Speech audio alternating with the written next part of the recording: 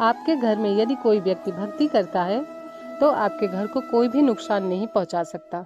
जब तक विभीषण जी लंका में रहे तब तक रावण ने चाहे कितना भी पाप किया हो, परंतु विभीषण जी के पुण्य और भक्ति के कारण रावण सुखी रहा और शासन करता रहा। परंतु जब विभीषण जी जैसे भागवत वत्सल भक्त को रावण ने लात मारकर लंका से निकल जाने के लिए कहा, तब से रावण का विनाश आरंभ हो गया।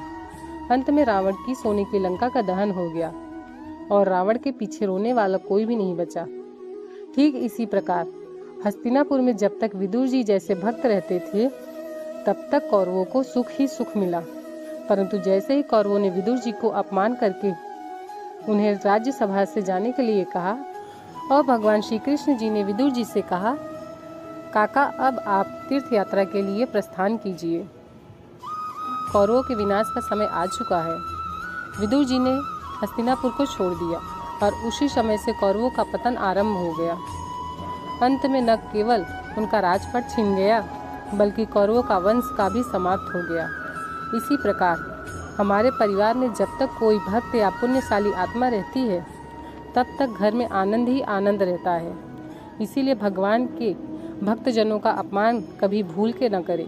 हम जो कमाई खाते हैं वह भी संभव किसी के पुण्य के कारण मिल रही है। इसीलिए सदा आनंद में रहें और यदि कोई भक्त आपके परिवार में भक्ति करता हो तो उसका अपमान न करें, उसका सम्मान करें और उसके मार्गदर्शन में चलने का प्रयास करें। अपनी धन दौलत पद प्रतिष्ठा और शक्ति पर कभी अहंकार न करें, क्योंकि उसी व्यक्ति की बदौलत आपका संसार रूपी रथ चल रहा है।